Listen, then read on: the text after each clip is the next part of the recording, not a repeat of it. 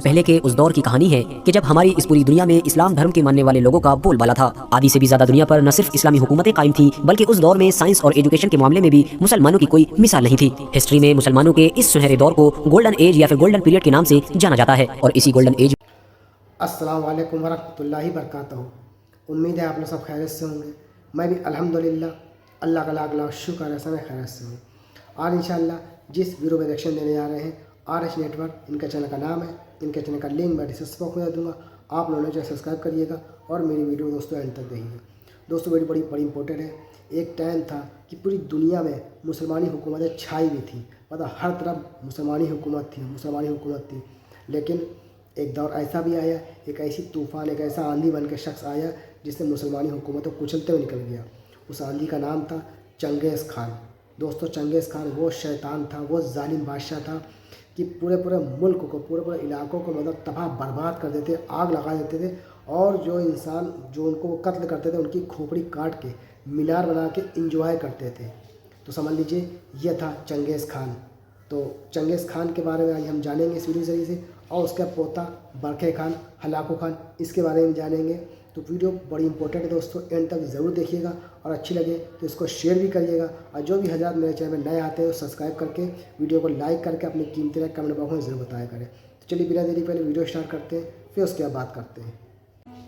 दोस्तों ये आज से लगभग 800-900 साल पहले के उस दौर की कहानी है कि जब हमारी इस पूरी दुनिया में इस्लाम धर्म के मानने वाले लोगों का बोलबाला था। आधी से भी ज्यादा दुनिया पर न सिर्फ इस्लामी हुकूमतें कायम थी, बल्कि उस दौर में साइंस और एजुकेशन के मामले में भी मुसलमानों की कोई मिसाल नहीं थी। हिस्ट्री में मुसलमानों के इस सुनहरे दौर को गोल्डन एज या फिर गोल्डन पीरियड के नाम से जाना जाता है। और इसी गोल्डन एज में ही इस्लामी दुनिया में बड़े बड़े सिपह सालारों के साथ साथ बड़े बड़े साइंटिस्ट और बड़े बड़े फिलोसफर और बड़े बड़े डॉक्टर्स ने भी जन्म लिया था। यानी आसान लफ्जों में हम ये कह सकते हैं कि ये वो दौर था कि जब पूरी इस्लामी दुनिया हर क्षेत्र में बड़ी तेजी के साथ आगे बढ़ रही थी। और ऐसा महसूस होने लगा था कि मानो आने अगले 100 सालों में पूरी दुनिया के हर क्षेत्र में मुसलमानों का ही राज होगा। लेकिन दोस्तों किस्मत को शायद कुछ और ही मंजूर था। मुसलमानों के इस सुनहरे दौर में अचानक से हमारी इस दुनिया में एक ऐसा तूफान उभर कर सामने आया कि जिस तूफान ने पूरी दुनिया में तबाही मचा दी। ऐसी तबाही कि जिसके बारे में शायद पहले कभी किसी ने सोचा भी नहीं होगा। और इस तूफान का नाम था चंगेज़ खान। दोस्तों चंगेज़ खान ने अपनी ताकत के बलबूते पर सिर्फ कुछ साल के अंदर ही पूरी दुनिया का नक्शा बदल कर रख दिया था। चंगेज़ खान अपनी फौज को लेकर जिस इलाके की तरफ निकल जाया करता था, वो इलाका खुद बखुद चंगेज़ खान की सल्तनत में शामिल हो जाया करता था। कुछ सालों के अंदर ही पूरी दुनिया को इस बात का एहसास हो चुका था कि इस वक्त पूरी दुनिया में कोई भी सल्तनत चंगेज़ खान को नहीं हरा सकती है। यानी चंगेज़ खान को हराना मुश्किल ही नहीं, नामुमकिन बन चुका था। दोस्तों चंगेज़ खान जब तक जिंदा रहा तब तक हमारी इस पूरी दुनिया में लूटमार और जुल्म सितम करता रहा। और उसके मरने के बाद भी उसकी इस लूटमार और जुल्म सितम करने वाली विरासत को उसके पोते हलाकू खान ने संभाल लिया था। चंगेज़ खान के बाद उसके पोते हलाकू खान ने ही पूरी दुनिया में चंगेज़ खान की जगह तबाही मचाने का सिलसिला शुरू किया था। और हलाकू खान हमारी इस दुनिया के लिए चंगेज़ खान से भी बड़ा कहर साबित हुआ। और कुछ सालों के अंदर ही हलाकू खान ने लूटपाट और जुल्म सितम से पूरी दुनिया में वो तबाही मचाई कि जिस तबाही के बारे में शायद चंगेज़ खान ने भी कभी नहीं सोचा होगा। दोस्तों वैसे तो चंगेज़ खान और उसका पोता यानी हलाकू खान दोनों एक जैसे ही थे, क्योंकि जिस तरह चंगेज़ खान किसी इलाके को जीतने के बाद उस इलाके में अपनी फौज को लूट मार करने की पूरी इजाजत दे दिया करता था, ठीक उसी तरह उसके पोते यानी हलाकू खान ने भी जीते हुए इलाके में अपनी पूरी फौज को आम लोगों को कत्ल करने की इजाजत दे रखी थी। जीत के बाद जीत का जश्न मनाने के लिए मारे गए लोगों की खोपड़ियों के मीनार बनाने का जो रिवाज चंगेज़ खान ने शुरू किया था, उसे हलाकू खान ने भी बरकरार रखा था। यानी हलाकू खान भी जीत के बाद जीत का जश्न मनाने के लिए मारे गए लोगों की खोपड़ियों के मीनार बनाया करता था और उन खोपड़ियों से बनाए गए मीनार के जरिए से अपनी फौज का मनोरंजन किया करता था। लेकिन दोस्तों इन तमाम कॉमन चीजों के बावजूद भी चंगेज़ खान और उसके पोते हलाकू खान के बीच एक बड़ा फर्क था।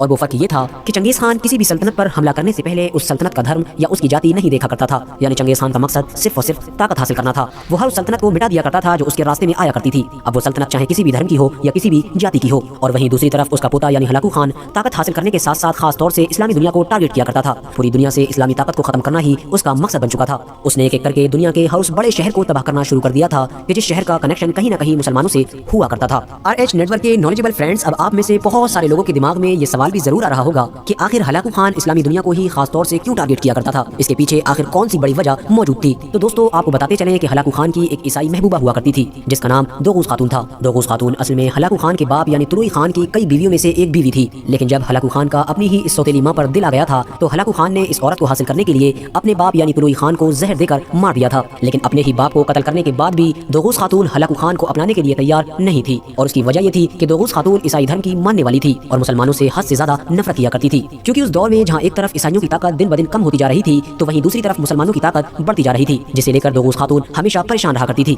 लिहाजा इसी वजह से दोगूस खातून ने अपने आप को हलाकू खान के हवाले करने से पहले हलाकू खान के सामने मुस्लिम दुनिया पर तबाही मचाने की शर्त रखी थी। और बताया जाता है कि इसी शर्त की वजह से और हमेशा अपनी इस महबूबा को खुश रखने की वजह से ही हलाकू खान हमेशा मुस्लिम दुनिया पर तबाही मचाता रहता था। हलाकू खान जब भी किसी नए मुस्लिम शहर को फतह किया करता था और उसमें लूटमार और तबाही मचाया करता था तो उसकी ये महबूबा यानी दोगूस खातून उससे बहुत खुश हुआ करती थी। और दोस्तों शायद यही बड़ी वजह है कि जब भी आप हिस्ट्री में हलाकू खान और मुसलमानों के बीच होने वाली जंगों के बारे में पढ़ेंगे तो आपको ये मालूम चलेगा कि ज्यादातर जंगों में मुसलमानों के खिलाफ हलाकू खान के साथ ईसाई फौजें भी मिली हुई थी। अपनी इसी महबूबा को खुश रखने की वजह से ही हलाकू खान ने ईरान से लेकर उस दौर के दुनिया के सबसे डेवलप शहर यानी बगदाद तक तबाही मचा दी थी। हलाकू खान ने बगदाद में तो लूटमार और जुल्म सितम की वो दास्तान लिख दी थी कि जो शायद आज तक दोबारा कहीं नहीं मिलती है। बगदाद में सिर्फ और सिर्फ 12 दिन के अंदर ही 10 लाख से ज्यादा लोगों को कत्ल कर दिया गया था। न सिर्फ वहाँ की मुस्लिम औरतों की इज्जत के साथ खिलवाड़ किया गया बल्कि साथ साथ दूध पीने वाले बच्चों को भी नहीं बख्शा गया था। मुसलमानों की सभी बड़ी बड़ी लाइब्रेरी में आग लगा दी गई थी, जिसकी वजह से वो मुसलमानों का गोल्डन एज अब डार्क एज में बदल चुका था। बगदाद में बड़ी जबरदस्त तबाही मचाने के बाद अब हलाकू खान की अगली नजर इस्लाम धर्म के 3 सबसे मुकद्दस यानी पवित्र शहरों पर थी, जिनमें से पहला नंबर बैतुल मुक़द्दस का था जिसे आज हम यरूशलेम के नाम से जानते हैं, और वहीं दूसरा और तीसरा नंबर मक्का और मदीना शरीफ का था। हलाकू खान का मानना था कि वो इन तीनों शहरों में वो तबाही मचाएगा कि जिसके सामने बगदाद की तबाही भी फीकी पड़ जाएगी, और इन तीनों शहरों में तबाही मचाने के बाद इस्लामी ताकत भी पूरी दुनिया से हमेशा हमेशा के लिए खत्म हो जाएगी। लेकिन शायद खुदा को तो कुछ और ही मंजूर था। दोस्तों उस दौर में ये तीनों शहर मिस्र की ममलूक सल्तनत के कंट्रोल में आया करते थे, इसलिए हलाकू खान ने सबसे पहले मिस्र से निपटने का इरादा किया, क्योंकि वो जानता था कि अगर उसने मिस्र पर कब्जा कर लिया तो फिर इन तीनों शहरों को फतह करना कोई मुश्किल काम नहीं होगा। इसीलिए हलाकू खान ने मिस्र पर हमला करने की पूरी तैयारी शुरू कर दी। दोस्तों मंगोलों की फौज के सामने मिस्र की मुस्लिम ममलूक सल्तनत की फौज भला क्या टक्कर ले सकती थी। यानी आसान लफ्जों में हम ये कह सकते हैं कि सिर्फ हलाकू खान के इशारा करने की देर थी। इशारा करते ही पूरे मिस्र, अरब और फिलिस्तीन का मंगोल फौज के घोड़ों के नीचे रौंदा जाना तय हो चुका था, क्योंकि पूरी दुनिया ये जानती थी कि मंगोलों को रोकना मुश्किल ही नहीं नामुमकिन बन चुका है। और शायद यही वजह थी कि पूरी दुनिया में उस दौर में ये बात मशहूर हो गई थी कि अब मक्का, मदीना और फिलिस्तीन भी तबाह हो जाएंगे। लेकिन अचानक से ऐसे मुश्किल वक्त में किस्मत ने अपना पासा पलट दिया। चंगेज खान का एक दूसरा ताकतवर पोता जिसका नाम बरके खान था उसने इस्लाम कबूल कर लिया। बरके खान ने न सिर्फ इस्लाम धर्म को अपनाया बल्कि साथ साथ पूरी इस्लामी दुनिया की मंगोलों से हिफाजत करने की भी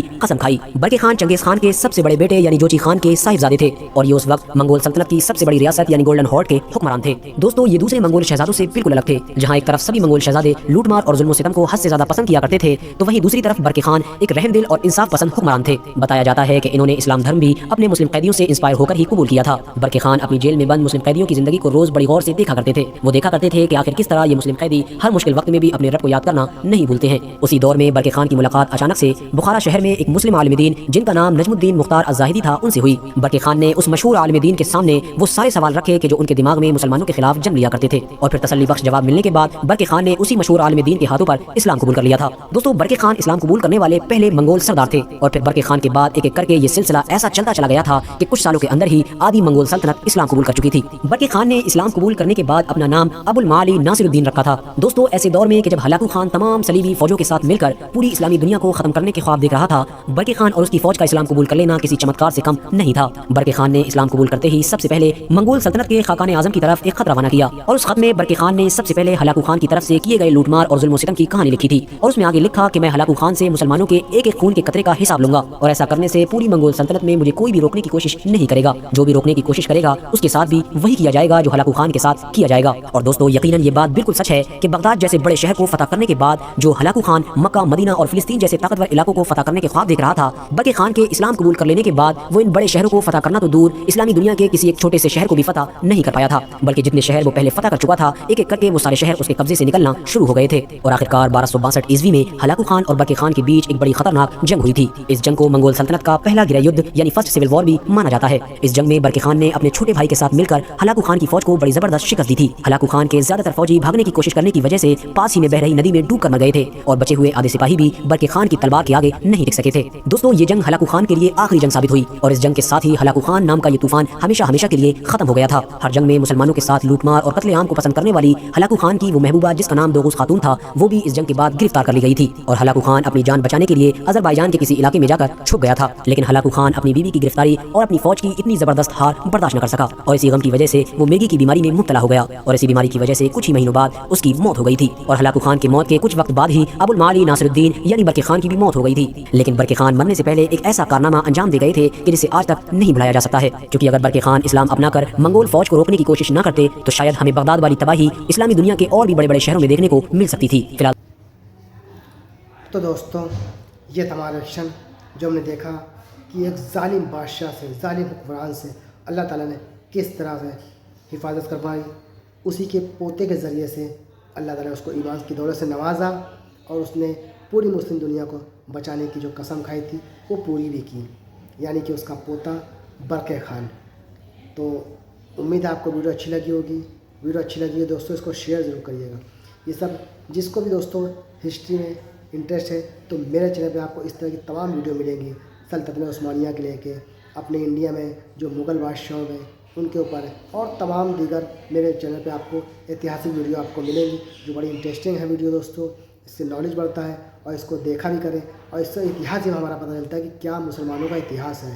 مسلمانوں کا دوستوں اتہاس بہت اچھا ہے. ایک سے ایک بڑے بڑے ترم خواہ بادشاہ گزرے ہیں، ایک سے ایک اللہ والے بادشاہ بھی گزرے ہیں، اور تمام ظالم بادشاہ بھی کچھ اس طرح سے گزرے ہیں. تو امید ہے آپ کو ویڈیو اچھی لگی ہوگی. ویڈیو اچھی لگی ہو تو اس کو شیئر کریے گا. ہم آپ سے ملیں گے نیکسٹ ویڈیو میں. تب تک کے لیے السلام علیکم ورحمۃ اللہ وبرکاتہ.